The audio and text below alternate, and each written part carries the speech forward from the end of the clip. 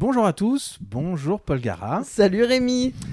C'est une nouvelle vidéo, ne plus y jouer et le remplacer. Cette fois-ci, on va parler des jeux de mémoire, du memory. Oui, voilà. Tu te demandes tout de suite, est-ce que j'aime les jeux de mémoire? Parce que d'habitude, je n'aime jamais rien. Évidemment, on se le demande. Eh bien écoute, je ne déteste pas les jeux de mémoire. Voilà, magnifique, ouais. magnifique. Parce que j'ai une très bonne mémoire. C'est ce que j'allais dire, tu as une excellente mémoire, capable de retenir plein de dates qui Notamment. ne servent à rien. Oui, si l'anniversaire de mes amis. Voilà, oui. l'anniversaire des copains, c'est pas mal. Voilà, l'anniversaire des copains. Non, c'est vrai que j'ai une bonne mémoire, mais pas forcément, on va en reparler, mais il y a plusieurs types de mémoire en réalité. Ouais, tout à fait. Donc ça fait partie aussi de ce dont on va parler aujourd'hui. Mais ouais, moi je déteste pas du tout les jeux de mémoire et contrairement à beaucoup de gens, je ne pense pas que ce soit forcément réservé aux enfants. Il faut arrêter. Non, il y en a plein. Effectivement, il y en a plein qui sont dérivés du memory tel qu'on le connaît et qui s'adressent aux enfants. Mais il y a aussi plein de jeux de mémoire pour tous les publics et qui permettent de s'amuser vraiment avec tout le monde. Ouais.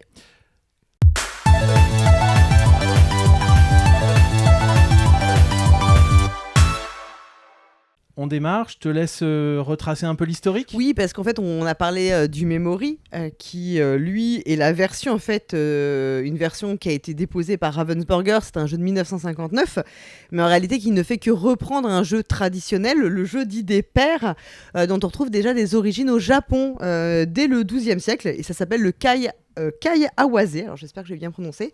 Et voilà, on en profite. Et notre ami Jean Manu du comptoir des jeux à Chantilly en parle très bien dans son livre Les jeux du Japon. Voilà. Et si en vous fait, voulez plus d'infos. Ouais, et apparemment ce que j'ai compris c'est qu'on y jouait, c'est avec des coquillages, peint à l'intérieur. Voilà, peint à l'intérieur. Ouais. Et l'idée était déjà de refaire des paires. Et puis après on a plein d'occurrences. En fait, on le retrouve un petit peu partout. Il y a eu plein de déclinaisons jusqu'à ce qu'on ait effectivement la version de 1959. Qui est la première version, en fait, on va dire qu'il y a une version commercialisée avec un nom qui va rester, c'est le Memory. Il a été décliné dans tous les sens. 1000 fois. Voilà. On dit souvent que le Memory, c'est un peu la mécanique du jeu pour enfants, c'est ce qu'on disait. Alors, c'est parce qu'il serait meilleur que les adultes à ce jeu-là. C'est pas toujours vrai. Hein, et en fait, c'est pas si vrai et c'est pas si simple que ça, parce que du coup, je suis allée faire des petites recherches sur la mémoire, parce que contrairement à ce qu'on ne sait pas forcément, mais on a plusieurs types de mémoire en réalité. Et donc, on a la fameuse mémoire de travail, donc c'est la mémoire flash, la mémoire à court terme, et c'est celle qu'on va utiliser dans beaucoup de ces jeux. Ouais. C'est la mémoire qui nous permet, quand je lis un numéro de téléphone et que je le recopie, de pas avoir oublié systématiquement, de me rappeler un petit peu des chiffres. Mais c'est une mémoire en fait qui va s'effacer très rapidement.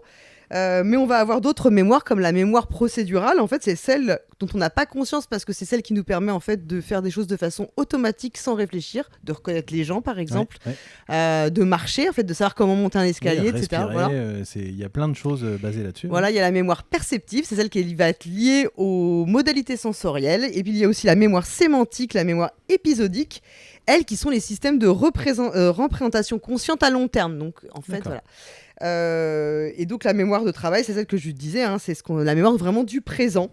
Et en réalité, tout va se connecter, nos différentes mémoires se connectent et les informations, en fait, elles circulent et c'est ce qu'on appelle la plasticité synaptique. Voilà, merci. Voilà, exactement. C'est super intéressant. Évidemment, ça mériterait qu'on rencontre quelqu'un qui puisse nous parler de ça plus en détail et plus scientifiquement, je dirais. Ouais. Mais et en fait, ce que j'ai compris, c'est que les enfants, eux, ont une mémoire de travail en fait très très efficace. Notamment, ils ont besoin de moins de repos entre chaque phase d'apprentissage pour recommencer à apprendre des choses, contrairement à nous, les adultes, qui avons besoin de plus de phases de repos et de pause entre chaque apprentissage. Et en réalité, le moment où notre mémoire elle est au top, c'est entre 15 et 25 ans. D'accord. Ça tombe bien, c'est à peu près l'âge où on fait ses études, ça tombe bien. Oui. Par contre, moi en tout cas, j'ai largement dépassé maintenant cette... Pas du tout, mais oui. Et en fait, par exemple, les enfants, pour montrer que les enfants n'ont pas une si bonne mémoire que ça, c'est que notamment, on ne se souvient pas de beaucoup de choses de notre petite enfance. En fait, parce que c'est des choses qui s'effacent au fur et à mesure. En réalité. Mais du coup, c'est ça.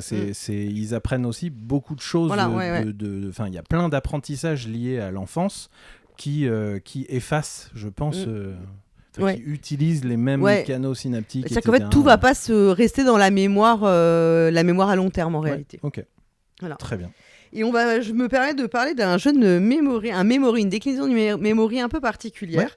Un jeu qui était sorti en 2020 qui s'appelle Les Foufounes, qui vient du collectif Cool Muses. Donc c'était un jeu de memory. La mécanique était vraiment tout ce qu'il y a de plus simple, c'était vraiment le memory. Sauf que les représentations, c'était des vulves. Des vulves, ouais. Voilà. Et alors il y a des gens qui ont pensé que c'était peut-être un jeu un peu graveleux, blablabla, de jeu d'apéro, d'ambiance un peu graveleux.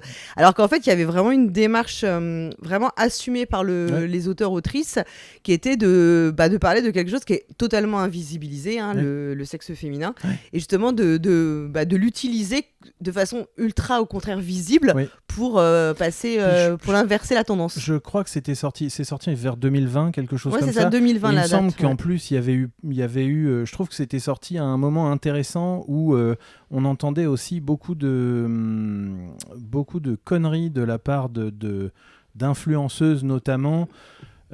Parce que la vulve, il y a de plus en plus d'opérations pour cacher les lèvres ou faire je sais pas quoi, enfin bref, c'est de la chirurgie plastique parce que telle vulve serait plus jolie que telle autre. D'accord, ok. Et je trouve que c'était intéressant aussi à ce niveau-là de montrer la variété de ce qui existe et que c'est comme ça, point. C'est pas moi grave. je me souviens d'une émission du podcast Les couilles sur la table de Victoire Tualon que je vous recommande vraiment sur justement le sexe féminin et qui disait que comme c'est une partie qui n'est pas visible, en fait même les femmes connaissent très mal en fait l'anatomie. C'est très passé sous silence, en tout cas c'est vu d'une façon très anatomique mais rarement autrement dans les cours de sciences, et même le terme vulve est un terme qui est pas si usité que ça, même que on a du mal à dire en tout cas de façon publique, et même parfois on ne sait même pas nommer exactement, on ne connaît même pas bien en détail l'anatomie en fait. Oui, et puis le sexe féminin est plus volontiers caché, et puis nommé avec des termes qui sont plus vulgaires en fait. Mais voilà. Bref, on digresse. Mais c'est pour dire que voilà, le memory, qui est une mécanique très classique, peut être aussi utilisé à des fins plus politiques. Exactement. Voilà. Très bien. Et merci déjà pour cette belle introduction. Et on passe au top 5 de chacun. Bah oui, voilà. Bon. Tu veux commencer Non, tu vas commencer parce que tu m'as un peu piqué un de mes jeux favoris. Alors c'était peut-être pas mon préf, mais un jeu qui fait l'unanimité. Exactement, un jeu qui fait l'unanimité, alors que c'est un jeu qui, quand il a été nommé à l'As d'Or, parce qu'il a été nommé à l'As d'Or, a surpris tout le monde, et a même, je dirais, outré certains, parce que les gens disent c'est un jeu de mémoire, ok, en lisant les règles, c'est vrai que c'est pas incroyable, et c'est That's Not a Hat de Casper Lapp, qui est du coup un excellent jeu de mémoire. Oui. Et qui est ultra simple, puisqu'il faut essayer de mémoriser il faut mémoriser des cadeaux que l'on va passer à nos voisins de droite ou de gauche, et on n'a jamais plus d'une carte devant nous face cachée et une carte qui arrive, et la mécanique est d'une simplicité évangélique, mais c'est ultra drôle. Ça marche super bien, les dessins sont tracés au trait, et ils sont limpides, et en même temps, comme tout se ressemble un petit peu potentiellement avec ces traits, c'est là que va intervenir la mémoire. Mais ce qui est très fort dans le jeu, c'est qu'il y a 2 niveaux de mémoire, parce qu'en fait il faut qu'on retienne ce que nous on a reçu devant nous, mais aussi il faut retenir comment circule, parce que quand quelqu'un nous passe un cadeau en nous disant la carte arrive face cachée, tiens je t'ai offert un skateboard, si on pense que ce n'est pas skateboard, il faut mieux le dire, parce que si on retourne la carte et que effectivement ce n'est pas skateboard, l'autre personne est éliminée. Donc on doit retenir ce que nous on a, mais on doit aussi essayer de retenir les mouvements et les autres cartes autour de la table. Tout à fait. Et bien sûr, il y a aussi c'est un jeu qui ajoute en plus un peu de bluff, parce que ceux qui ont beaucoup d'aplomb parfois s'en sortent très bien en disant tiens, en fait parfois il ne vaut mieux, même si on ne sait pas, il ne faut pas hésiter. Avec un peu de culot ça passe. Donc ça rajoute cette petite couche en plus de bluff, en plus de la mémoire. Voilà, il y a effectivement cette part de bluff qui va aussi ajouter au côté fun du jeu, puisque comme tu l'as dit, si on le fait très bien, alors ça peut être avec de l'aplomb ou avec l'hésitation. Je me souviens oui, pas. oui, Si, ça y est. Parce qu'après, il y a un double niveau de bluff. Exactement. Pour faire, je sais que c'est ça, mais je vais faire comme si j'hésitais pour que tu me dises ah mais non c'est pas ça, voilà, et bim tu te trompes. Exactement. Et j'ai gagné. Et c'est canon. Et du coup, après l'avoir essayé, en tout cas pour moi, j'ai compris pourquoi il avait été nommé à l'As d'Or, parce que très clairement, c'est top quoi. Ça marche. C'est un super petit jeu, pas très cher, et très très efficace. Alors après, moi, je vais parler d'un jeu qui n'est pas mon préféré, mais dont je pense que c'est hyper important de parler. C'est un jeu de Alex Randolph et Michel Machos. Alors, en allemand, il s'appelle Sagaland, mais vous le connaissez peut-être en français sous le nom de La Forêt Enchantée. C'est un Spiel des Jahres, je crois que c'est le Spiel des Jahres 82. C'est un monument du jeu de société en Allemagne. Enfin, il est toujours édité, toujours vendu. Pareil, il y a eu des déclinaisons, Harry Potter, tout ce que tu veux. J'en parle parce que Alex Randolph, c'est quand même un auteur hyper important du monde du jeu de société. Enfin, voilà, qui est un auteur né en 22, qui est mort en 2004, qui a vécu au Japon, qui a vécu en Italie, qui a vécu aux États-Unis, qui a fait énormément pour le jeu de société moderne. Qui s'est beaucoup battu pour la reconnaissance des auteurs. Et donc La Forêt Enchantée, c'est un jeu dans lequel on va, donc Sagaland, on va avoir des petits arbres. Alors moi, dans la version que j'ai, c'est des petits arbres avec des dessins. Alors c'est dans le monde de Disney, un peu des princesses de Disney. D'accord. Et en fait, tu vas te promener dans la forêt, tu vas repérer où sont chaque objet. Et on peut aller au centre du château et le roi ou je sais plus qui demande qu'on dise où est tel objet. Et donc quand les objets vont être sortis, en fait il faut arriver à se souvenir dans son parcours. Il faut aussi optimiser son parcours. On va essayer de devoir retourner aux bons endroits où on a vu les bons objets, etc. D'accord. C'est pas forcément mon préféré, mais vraiment je pense que c'est un jeu très important dans les jeux de mémoire, avec, comme souvent chez Randolph, une reprise d'une mécanique très très simple, mais qui a toujours un twist original et intéressant. Voilà. Super, merci. Le deuxième jeu, alors mon deuxième, c'est donc Order Overload Café. Je peux pas vous le montrer là, mais il y aura une petite vignette. C'est là aussi un jeu de Jun Sasaki, que l'on connaît pour sa maison d'édition Home Games. Et c'est un jeu dans lequel on va incarner des serveurs. Et donc un des joueurs va lire X cartes associées à des commandes. Donc X cartes parce que ça va dépendre de la manche dans laquelle on se trouve. Et tous les joueurs vont recevoir un certain nombre de cartes correspondant à ce qui a été lu au départ. Et ensuite, chacun son tour, les joueurs et les joueuses vont annoncer quelque chose qui a été dit ou pas, parce qu'on peut se tromper, puisque là, c'est là qu'intervient la partie mémoire. Et chacun ensuite va annoncer s'il l'a ou s'il ne l'a pas dans la main. Dès qu'un joueur annonce qu'il l'a, il le présente sur la table et le tour s'arrête là. C'est au joueur suivant d'annoncer quelque chose. Là où c'est super intéressant, c'est que plus les manches vont avancer, plus la difficulté va grandir, puisqu'on a, c'est pas exponentiel, mais presque. En fait, c'est-à-dire que la première commande, on a une carte par joueur, par joueuse, puis deux cartes par joueuse, et il faut aller jusqu'à 7. Exactement. Sachant qu'il y a beaucoup de noms qui se ressemblent, parce que tu vas avoir un café chaud, un espresso, il peut y un avoir cappuccino, du café froid sans glace, un café chaud, latte, un café à température ambiance, un thé au citron, un thé glacé, un thé glacé au citron. Avec un nuage de lait. Exactement. Bref, ce sont évidemment des déclinaisons des mêmes choses. Et c'est ça qui rend la chose un petit peu difficile. Mais là aussi, on est... l'auteur a rajouté des pouvoirs pour chacun des joueurs qui ne sont utilisables qu'une fois dans la partie et qui peuvent vachement aider. Et on se rend compte que c'est super rigolo parce qu'en lisant les pouvoirs seuls, on se dit mais ça sert à rien. Sauf qu'en fait c'est vachement utile. Alors évidemment à ne pas utiliser trop tôt dans la partie parce qu'on en a plutôt besoin vers la fin. Ouais, non, puis c'est un jeu, c'est un jeu de mémoire, mais il y a aussi un peu de surcharge cognitive, Oui, parce oui. que voilà.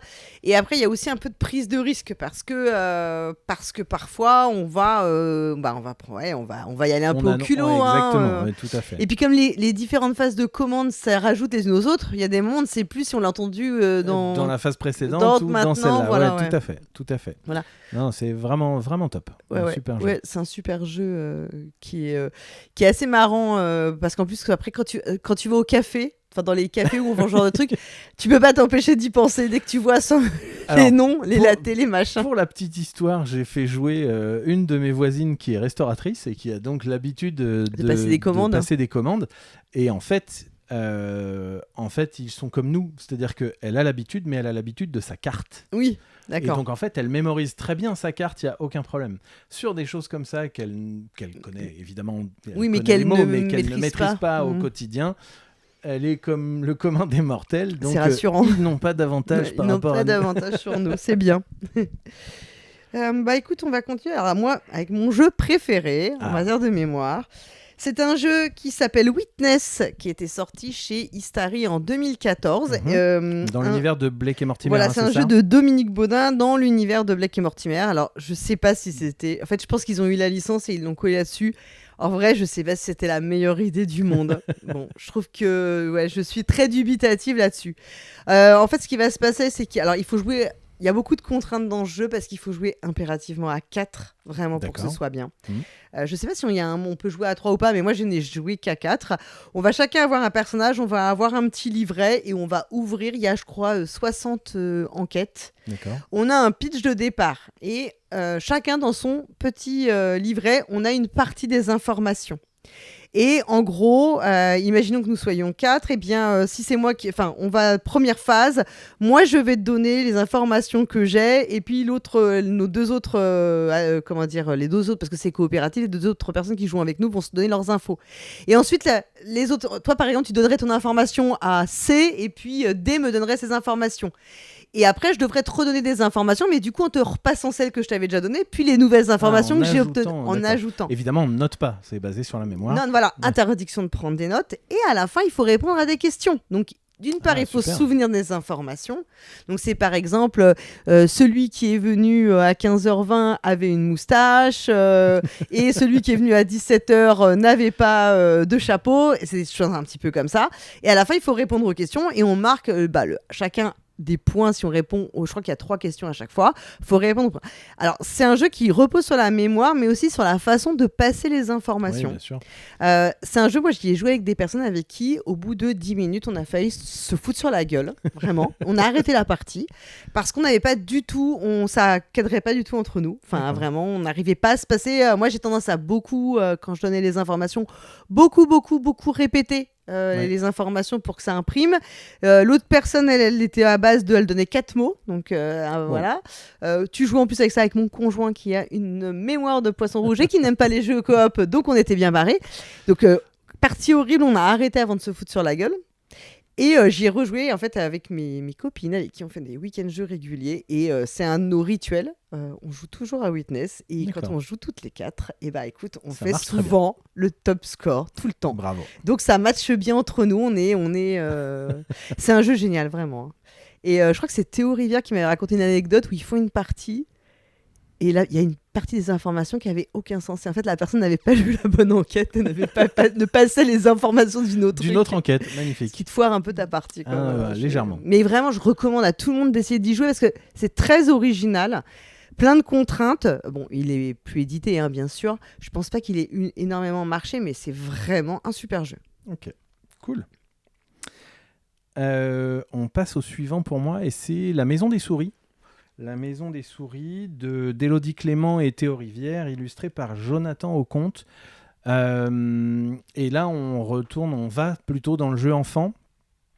C'est... Alors, ça mélange 2 mécaniques, l'observation et la mémoire. Ce qui est souvent le cas quand même, hein, souvent on a les deux. Oui, et après, on va, parce qu'on va répondre à des questions qui nous sont posées. C'est un jeu coopératif. Et donc l'idée c'est que nous regardons par des petites fenêtres dans la maison des souris. Certains objets ont été glissés à l'intérieur de cette maison et se trouvent dans différentes pièces. Et derrière, on a donc les questions. Est-ce que, par exemple, il y avait des boutons dans la maison ? Est-ce que c'était le bouton vert ou le bouton rose que l'on a vu ? Il y avait, j'en sais rien, des fraises. Où se trouvaient les fraises ? Dans quelle pièce de la maison se trouvaient les fraises ? Et on a plusieurs manches qui sont de plus en plus compliquées. Ouais. C'est un jeu qui est indiqué 5-9 ans, je crois, et c'est parfaitement adapté pour l'âge. Le matériel est incroyable. Magnifique, ouais. Alors, il y a eu des soucis de pile parce qu'il y a une lampe qu'on allume qui s'éteint au bout de 30 secondes et c'est ça qui éclaire l'intérieur de la maison des souris. Il y a eu des petits soucis matériels qui ont été réglés par Gigamic. Et franchement, c'est canon. J'adore. Ça a une super tronche. Voilà. Oui, et puis pour les enfants, tu as vraiment un effet waouh quand tu sors. Ces petites fenêtres là, c'est vraiment cool, quoi. Ouais, c'est vraiment. Oui, moi je plus sois. C'est un super jeu enfant qui est un peu plus exaltant que le Memory de base. Exactement. On peut le dire. Hein, voilà, c'est pas juste on retourne des tuiles. Il y a vraiment ce côté observation par les petites fenêtres. Et puis après, les plateaux qui permettent de répondre aux questions. Voilà, on est sur un jeu vraiment cool, très bien édité. Et voilà, c'est vraiment top. Très bien. Moi, je vais te parler d'un jeu qui est un jeu, on va dire, plutôt tout public, même si clairement, on peut y jouer très bien avec des enfants aussi, mais on peut y jouer que entre adultes sans problème. C'est un jeu qui s'appelle Face de Book, donc, qui a connu 2 éditions. Donc, l'édition chez Cocktail Games de 2017, c'est un jeu de Alena Debeleva. Donc, dans Face de Book, on va avoir des personnages un peu rigolos et on va avoir toute une première phase où on va se mettre d'accord pour leur donner un nom. Donc on va les nommer, donc en fonction de quand on tire les cartes, on leur donne un nom. Ensuite, on va dans un second temps tirer les cartes au fur et à mesure. Et quand on sort une carte, il faut être le premier à se rappeler du nom. C'est ça, ouais. Si jamais personne ne se souvient, dans ce cas-là, on a le droit de renommer la bestiole en question. Et puis on récupère les cartes à la fin de la partie. C'est celui qui a le plus de cartes récupérées, bien sûr, qui l'emporte. C'est un jeu très très simple, tout bête, mais qui fonctionne toujours super bien et qui a ce mérite faire partie de ces jeux qui permettent de créer une sorte d'histoire commune pendant la partie entre les joueurs et joueuses. C'est-à-dire que pourtant on fera toujours la même chose, mais ce ne sera jamais exactement la même partie parce qu'on va créer de nouvelles choses ensemble, parce que chaque groupe aura une histoire différente avec le jeu. Tout à fait, associé à un personnage, comme on lui trouve un nom, effectivement, c'est un choix collectif. Voilà. Donc on peut mettre des noms de gens qu'on connaît, des noms complètement inventés, des noms qui en sont en fonction du physique ou que sais-je. Alors évidemment, après, tout est possible. Ouais. Alors le seul petit bémol, c'est j'ai lu des commentaires comme quoi c'était un petit peu un plagiat d'un autre jeu qui s'appelle Think Amabots, un jeu de 2006 de Bernie de Coven. Il y a des commentaires sur BGG qui disent mais c'est super proche de ce jeu-là, donc l'histoire n'est pas forcément bon. Moi, c'est vrai que j'avoue que j'ai Face de Book, ça marche toujours très bien. Oui, c'est vraiment top. Et puis alors c'est là aussi qu'il y a un truc super intéressant avec les enfants. Alors les adultes ont de l'imagination, mais les enfants ont je sais pas, il y a un petit truc qui rend le truc assez drôle, je trouve. Parce qu'ils trouvent un détail qu'on n'a pas forcément vu et qu'on n'allait pas forcément utiliser pour nommer le personnage, et voilà, et c'est même un peu assez poétique, quoi. Il y a un peu de poésie, je trouve, dans l'imaginaire, dans ce qu'on va créer. Alors évidemment, quelqu'un m'a dit mais on peut donner des noms un peu voilà, tu vois, si on veut. On peut toujours dériver. Mais non, il faut pas jouer avec ces gens. Ne jouez pas avec ces gens-là. Moi, c'est plutôt toujours des bons souvenirs de partie. Voilà typiquement le genre de jeu que j'hésite pas à offrir. Ouais. Parce que même à des personnes qui n'ont pas trop l'habitude de jouer, parce que tu vois, pour les anniversaires et tout, parce que c'est vraiment facile à prendre en main pour des non-joueurs. C'est très simple de comprendre comment on va jouer, et en général, ça fonctionne avec tout le monde, et les parents ne s'ennuieront pas avec les enfants dans ce jeu. Très bien. Et moi, je passe sur un jeu 2 joueurs qui s'appelle Rainbow, qui est un jeu de Mathias Span. Et donc Rainbow... C'est coop, je me souviens plus, ça fait super longtemps que j'y ai pas joué. Non, c'est pas un jeu coop, non, c'est vraiment un jeu d'affrontement. L'idée, ça va être, en construisant ensemble un arc-en-ciel, d'être celui qui pose la dernière carte de l'arc-en-ciel. Okay. Comment ça se passe ? C'est très simple, on a une main de cartes qui contient des couleurs de chaque côté. Évidemment, nous ne regardons qu'un côté, un petit peu à la Nabi en fait. On parlera après. Exactement. Et donc nous voyons le verso des cartes de notre adversaire, il voit le verso de nos cartes, et l'idée c'est que nous avons le droit de placer au centre de la table 1, 2 ou 3 cartes. Mais quand j'en place une, je la place gratuitement. Quand j'en place 2, je suis obligé de retourner une des cartes qui est déjà sur la table. Okay. Ça veut dire qu'il faut essayer de mémoriser ce qui a été posé par notre adversaire et de mémoriser ce qu'il y a dessous, évidemment. La bonne couleur. Exactement, pour que si on pose plus d'une carte, on soit en mesure d'en retourner une sans que 2 couleurs identiques apparaissent. Ouais. Voilà. Et c'est vraiment ce petit truc-là qui, pour moi, le rend vraiment cool, parce que on peut tout à fait le faire sans le côté mémoire, mais on perd tout l'intérêt du jeu, parce que c'est comme ça qu'on peut griller en fait un tour de l'adversaire et réussir à poser je crois la 6e couleur de cet arc-en-ciel en fait qu'on va créer sur la table. Moi je l'ai à la maison et ça fait longtemps que j'y ai pas joué. Moi j'avais trouvé ça super bien quand j'avais joué, quand je l'avais découvert à sa sortie. Et pareil, l'édition est vraiment cool parce que comme il ne faut qu'on ne voit qu'un seul côté de nos cartes, le paquet de cartes en fait qui va être placé au centre de la table est maintenu par la boîte. Oui. Et chacun des 2 joueurs voit uniquement ce qu'il doit voir devant lui. Et donc, on refait sa main en piochant directement les cartes. Enfin voilà, c'est tout bête, mais j'avais trouvé vraiment l'édition bien faite pour ça aussi. D'accord. Voilà. Ok. Moi, je vais continuer avec un jeu, alors qu'il y a un jeu enfant, en tout cas qui était plutôt... décliné comme ça. C'est un jeu qui est sorti chez Scorpion Masqué, un jeu d'Antoine Boza et Corentin Lebras qui s'appelle Mia London. Alors en fait, c'est Mia London 625, je sais plus 625 fripouilles. C'est ça. Qui est un jeu donc dans lequel on va devoir identifier des fripouilles en retrouvant leur chapeau, leur moustache, leurs nœuds papillons et leurs lunettes. Oui. En fait, c'est un jeu de mémoire, alors pour le coup vraiment de mémoire flash, d'observation et aussi un peu de capacité. Il y a un côté un peu frénétique quand on va jouer, qui reprend en réalité une mécanique qu'on trouvait dans un autre jeu d'Antoine Boza qui s'appelle Mystery Express. Je ne sais pas si tu y as joué, c'est un jeu qu'il avait fait avec Serge Aget. Mystery Express, c'était une sorte de Cluedo en très très bien, voilà, non mais beaucoup plus intéressant. On retrouvait aussi un petit côté de mystère à l'abbaye parce qu'on se passait des cartes et tout. Mais il y avait dans Mystery Express, on devait retrouver un coupable, un lieu, je ne sais plus ce qu'on devait retrouver exactement, un coupable probablement, une arme, un mobile, etc. Mais on devait trouver aussi l'heure du crime. Et contrairement aux autres éléments qu'on devait identifier, l'heure du crime, c'était un système où on allait faire défiler très vite des cartes. Et en fait, celle qui n'y était pas en triple exemplaire, c'était la bonne heure du crime, puisque c'était la carte qui avait été mise de côté. Et en fait, Mia London reprend exactement cette partie du jeu tout à fait. et la décline. Donc, on va commencer par les chapeaux. Dans les chapeaux, on va prendre le paquet, donc on va mettre de côté à chaque fois tous les autres accessoires. Une bonne, un chapeau. On va faire la vraie description de la fripouille. Et ensuite, on va prendre toutes les cartes chapeau et on va les faire défiler. Et pour le chapeau, on va faire en 4 tas. Donc, c'est plus facile parce que... Voilà. Puis ensuite, pour les lunettes, on va faire 3 tas. Puis pour la moustache, 2. Puis pour le nœud papillon, où il y a beaucoup de rayures, des petites, des grosses... on va plus faire que des sur... poids, voilà. des gros poids, des petits Exactement, poids. on va faire défiler que sur un tas. Et donc, quand on fait défiler les cartes, il faut le faire de façon quand même un peu frénétique. Pas trop vite non plus, mais il y a un tempo à trouver. Et c'est vraiment de la mémoire flash, c'est-à-dire qu'il faut vraiment essayer... tout à fait. On va chercher au moment où les cartes défilent des petites astuces, des petits trucs pour essayer de se souvenir. Ça, je l'ai vu 2 fois, celui-là. Ou alors, parfois, on abandonne et on se dit, je me polarise sur celui-ci. Puis on verra bien, advienne que pourra.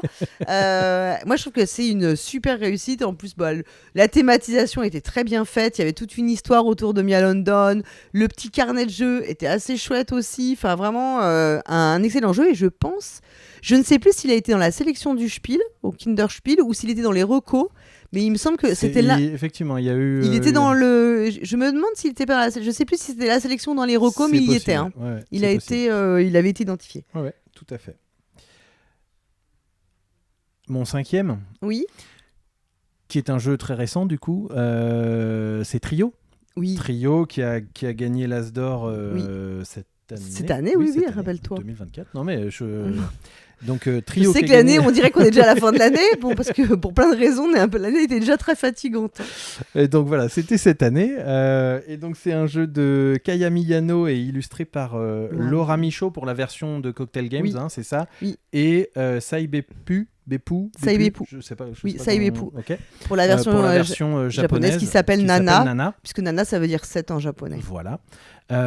Et donc Trio, je pense que vous le connaissez tous, mais on a un petit côté mémoire parce qu'il va falloir essayer de faire donc des trios de cartes identiques en appelant des cartes auprès des autres joueurs ou en utilisant les quelques cartes qui se trouvent au centre de la table et qui sont face cachée et qui restent face cachée tant que le trio n'a pas été gagné.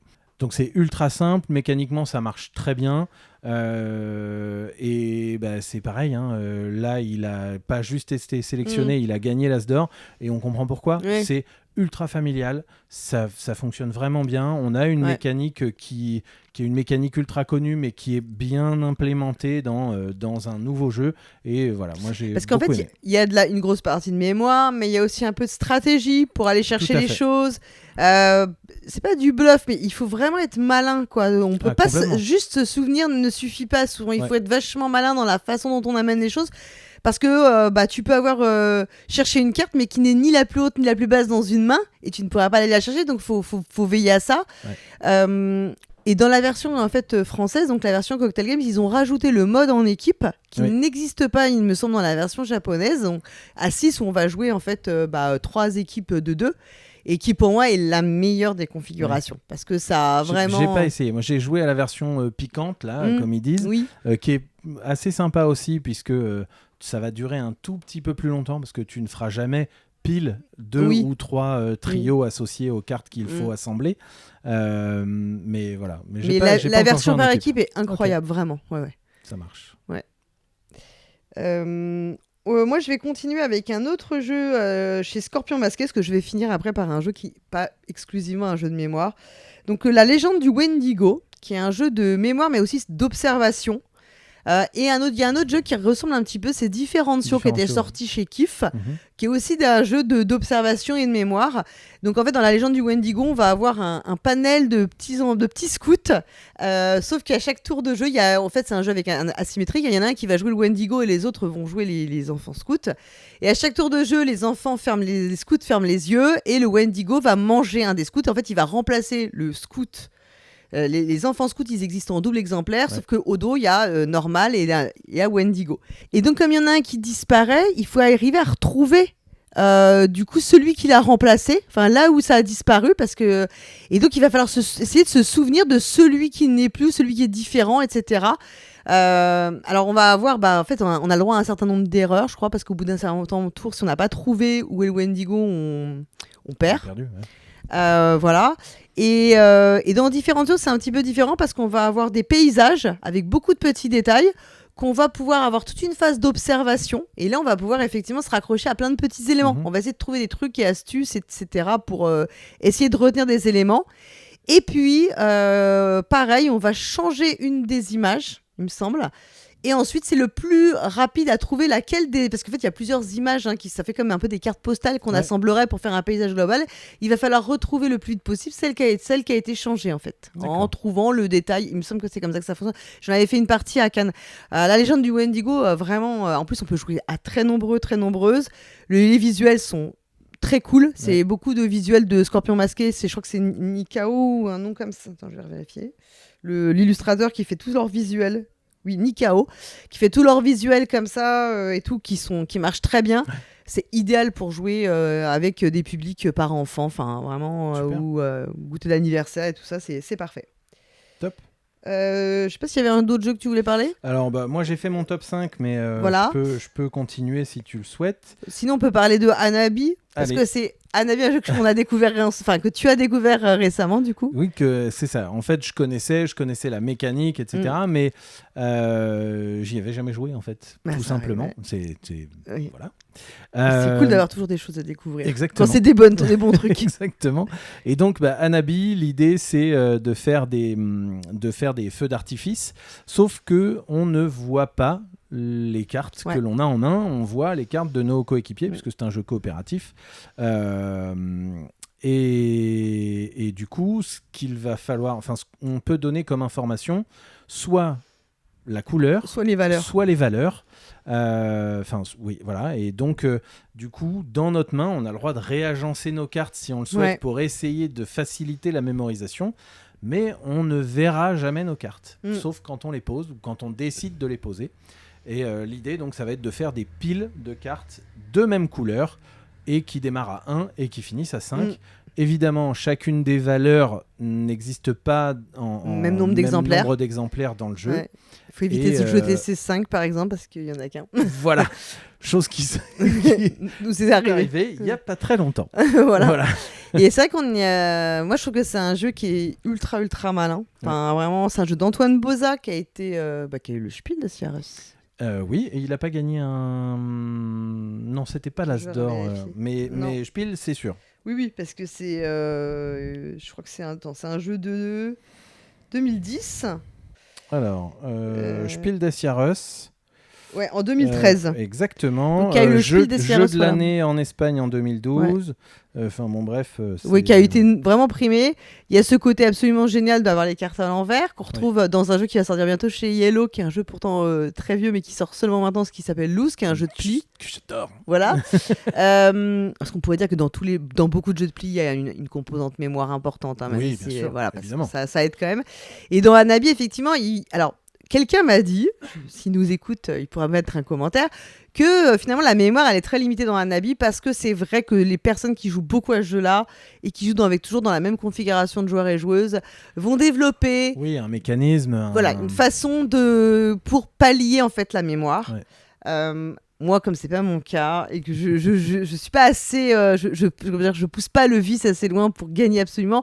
C'est vrai que moi je mise beaucoup plus. Enfin, pour moi c'est une grosse composante de mémoire et de déduction en fait. Oui. Et ce qui est assez extra puisque on y a joué ensemble sur BGA, c'est que malgré le fait que ça retire la composante mémoire, le jeu reste bon en fait. Ouais. Parce que pas évident, faut quand même gérer sa main, gérer. Oui, parce qu'on peut pas donner des indices autant qu'on veut. On a des à chaque fois qu'on utilise un indice, on dépense un jeton. Il faut pouvoir en regagner en défaussant des cartes. Donc il y a tout un équilibre. Et donc c'est assez étonnant que cette composante qui est hyper importante quand on joue en physique, d'une table, même complètement disparue, permet quand même au jeu de rester excellent. Et si on peut finir sur les jeux de mémoire, je voulais citer un jeu parce qu'en fait j'ai eu toujours avec la même personne une discussion sur un jeu qui s'appelle Tellstones. Je sais pas si tu en as entendu parler. Absolument pas. C'est un jeu, en fait, on va avoir des jetons à chaque son tour. Alors, il y a 7 symboles, je crois, 7 jetons, 7 symboles. On va les poser et puis on peut les retourner, on peut les intervertir. Et à un moment, en gros, potentiellement, je peux te demander est-ce que tu es capable de me dire qu'est-ce qu'il y a à tel endroit. Et voilà, c'est un peu l'idée, quoi. Okay. C'est un jeu qui utilise la mémoire. Et qui est vraiment difficile, hein, clairement. Et en fait, j'ai eu la discussion parce qu'en fait, beaucoup de jeux de mémoire sont pris de sortes de... pas d'expérience, mais ou d'exercice de neuropsychologie ou de psychologie des apprentissages et sont un peu remis comme ça. Donc, c'est des choses qui vont être utilisées par des praticiens, par exemple, pour des personnes qui ont des troubles liés à des AVC ou ce genre de choses. J'ai beaucoup de clients comme ça voilà. Qui viennent chercher. Et en fait, on va décliner des expériences, en fait, des choses qui existent presque telles quelles en psychologie des apprentissages et on en fait un jeu et qui m'expliquait que le problème, c'est que si derrière, il n'y a pas vraiment de game design, parce qu'on n'est pas égaux en fait face à la mémoire. Hein. On n'a pas tous. C'est vraiment une compétence et on n'est pas égaux. C'est pas comme ça, un peu comme les jeux de déduction. On n'a pas tous les mêmes capacités. Ouais, tout à fait. En fait, et c'est vraiment une inégalité, une asymétrie de compétences de départ et on n'y peut rien. Et qui me disait que si le game design ne fait rien pour rééquilibrer ça et permettre en fait de remettre toutes les personnes à égalité, peu importe leurs compétences initiales. En fait, c'est des jeux un peu malhonnêtes. Et que donc, il disait que, notamment, j'ai compris que ce jeu-là, en fait, qui est pas mal quand tu te dis ça a l'air pas mal et tout, en fait, il y avait vraiment une inégalité entre les joueurs et joueuses au départ et qu'il faut être prudent parce que ça peut être des jeux très violents pour ceux qui n'y arrivent pas. Parce qu'ils n'auront aucun moyen de dépasser leur manque de compétences en la matière, quoi. D'accord. Voilà. Okay. Super, merci. Du coup, ça me donne envie de l'essayer, celui-là. Bon, je suis sûr qu'on peut... Alors, en vrai, ces 7 jetons, on peut les émuler. Oui, hein. on peut... faut qu'il ne faut pas dire ça, mais parce que je ne sais pas s'il est trouvable aujourd'hui. On peut tester, je ne sais pas. Ouais. Très bien. Ouais, écoute, on a fait un peu le tour de nos tops déjà. Ouais. Qu'est-ce qu'on peut ajouter? On peut parler d'une histoire extraordinaire. Est-ce que Ouais. tu connais une histoire Non, pas du extraordinaire? tout. Une histoire extraordinaire, c'est une espèce de cadavre exquis, un petit D'accord. peu, dans lequel on va tous ensemble à l'aide de cartes. Et donc, c'est là où ça le rend accessible aux enfants à partir du moment où ils sont lecteurs. Mais on va construire des phrases Ok. et essayer de les mémoriser. Donc, on a tous Oui. joué en voiture. Ah oui, c'est le jeu où on dans la rajoute valise, un. il y Voilà, a, ok. etc., etc. Et bien, là, on va rajouter des mots. Et à chaque D'accord. fois, ça va construire une phrase. Alors, ça peut faire des phrases sans fin. Hein. Mhm. C'est l'histoire extraordinaire d'une tortue qui tape sur un dragon, etc., etc. Ok. Mais ça fait des histoires assez rigolotes. Je crois que ma première partie, on est tombé sur des cartes qui nous ont fait refaire presque un épisode intégral de Game of Thrones. C'était assez drôle. Tu voulais parler aussi de la chasse au gigamon, c'est ça? Exactement. Tu sais que je n'y ai jamais joué, moi. C'est vrai. Ouais, ouais. Alors du coup, As d'or aussi, hein, la chasse au gigamon. Il a été réédité récemment Ouais, chez parce Studio que c'est H, ouais. un As d'or 2015. Là, dans la chasse au gigamon, on a une mécanique de base qui est le memory. Mais ils ont rajouté des pouvoirs aux petits personnages que l'on va découvrir. Voilà. Ces pouvoirs nous permettent de rejouer, bloquer des tuiles, etc., etc. Et l'idée, ça va être de trouver 3 fois le même personnage sous les tuiles pour pouvoir récupérer les gigamons. Le premier joueur qui récupère 3 gigamons gagne la partie. Ok. Et donc la chasse aux gigamons, c'est un jeu de Johan Roussel et Karim Aouidad, illustré par Marianne Bonneterre dans la réédition. Ok. Est-ce que tu as joué à Panic Island? Non plus, non. Alors Panic Island, c'est pareil, on est sur une mécanique de base memory avec un côté ultra frénétique puisqu'il y a une bande son ou un timer de 2 minutes si mes souvenirs sont bons. Et surtout, ils ont ajouté un lien entre les tuiles, c'est-à-dire qu'on ne doit pas retrouver 2 tuiles identiques. On doit retrouver des tuiles dans le bon ordre. L'idée, c'est de faire sauver... un chemin. En fait, non, c'est de sauver les dodos de l'île avant l'éruption. Et donc, l'œuf du dodo, il faut l'associer au dodo. Le dodo, il faut l'associer à l'humain. Et l'humain, je ne sais plus quoi d'autre. Il y a un truc à rajouter. Donc, si je révèle 2 personnages qui sont liés de la même couleur, c'est bon, je peux avancer. Et c'est au joueur suivant. Et tout ça en 2 minutes. C'est complètement frénétique, c'est hyper marrant, même si là, c'est pareil, on a repris une mécanique de memory assez basique. Qu'est-ce qu'on a d'autre dans les jeux enfants, qui est très bien, il y a Pic Plume. Oui, très bien, un classique. effectivement. Ouais, voilà, on va là, c'est vraiment on doit retrouver un des symboles. En fait, on va avoir une piste et on doit retrouver au milieu les tuiles qui correspondent pour avancer et aller piquer les plumes des poules par-dessus lesquelles qu'on arrive à dépasser. Ouais, tout à fait. Donc ça, c'est un grand classique, je pense, des jeux enfants. Carrément. Dans les jeux enfants, on a aussi un 2-3 glisse. Un 2-3 glisse qui ajoute une mécanique de pichenette. L'idée, ça va être de faire une pichenette sur notre copine la tortue. En fonction d'où elle atterrit, on pourra retourner 1, 2 ou 3 tuiles. Et l'idée, c'est on fait passer des ballons sur des petits animaux. On a chacun une planche et chaque planche est différente dans l'ordre des animaux, donc c'est un petit peu asymétrique. Donc si je retourne la tuile qui correspond au dessin après là où j'ai déjà mon ballon, tac, je peux faire avancer mon ballon, etc., etc. Le premier qui fait avancer ces 3 ballons jusqu'au bout de sa planche gagne la partie. On peut parler de Yokai aussi. Yokai de Julien Griffon, qui était sorti chez Banquise, il me semble. C'est ça, c'est un jeu Banquise. C'est un jeu à communication limitée. C'est ça. L'idée, c'est coopératif, communication limitée, et il faut regrouper les yokai entre eux, puisqu'il y a 3 couleurs dans le jeu, rouge, violet... 4 couleurs. 4 couleurs. Il y a rouge, vert, violet et bleu. C'est ça, pardon. 4 couleurs. Et en fait, on ne pourra donner... on ne peut faire que quelques actions en fait, dans notre tour. On peut regarder une tuile, déplacer une tuile pour aller la mettre à côté de ce qu'on pense être la couleur qui va bien, ou donner un indice. les indices sont hyper limités et évidemment, ils sont pas hyper limpides. C'est-à-dire qu'on peut dire, ici, c'est une tuile qui est ou bleue ou rouge. Oui, c'est ça, ouais. On a une main de cartes pour donner pour jouer. C'est ça, exactement. Et c'est plutôt très bien. En fait, oui, c'est excellent. C'est un excellent jeu.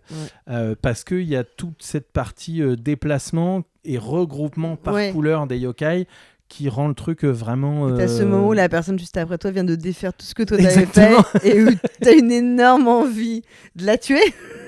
Voilà, parce que tu dis mais pourquoi tu le déplaces en fait faire ça Bon, alors on le dit pas, mais on le pense fort. On le pense très fort. Exactement. Et voilà, c'est effectivement un excellent jeu. Ok. Bon, on a fait un bon tour d'horizon. On a fait un bon tour, il y en a plein d'autres. On peut parler de Pengolo, du Petit Verger, de Kicafé, des tours ambulantes, de Dreamon et des Storybox qui reprennent la même mécanique que Dreamon. On vous laisse regarder sur BGG et ailleurs tout ce qui existe. J'ai plus le nombre de pages qui tiennent en compte, qui prennent en compte la mémoire en mécanique de jeu, mais il y en a vraiment beaucoup. Voilà. Encore merci à tous. Si vous avez des remarques ou quoi que ce soit, les commentaires comme d'habitude. Et c'était donc la dernière avant les vacances, que l'on vous souhaite bonne. Oui, évidemment. Bien sûr. Ensoleillé, on n'ose pas le dire. Ensoleillé, là, moi, franchement, on s'avancera pas. Je me réserve, exactement. Mais en tout cas, que les vacances soient bonnes. Et puis, on se retrouve au mois de septembre pour continuer cette série de vidéos. Merci, Paul Gara. Merci, Rémi. Bonnes vacances à toi. Merci, à toi aussi. Merci. Salut. Salut.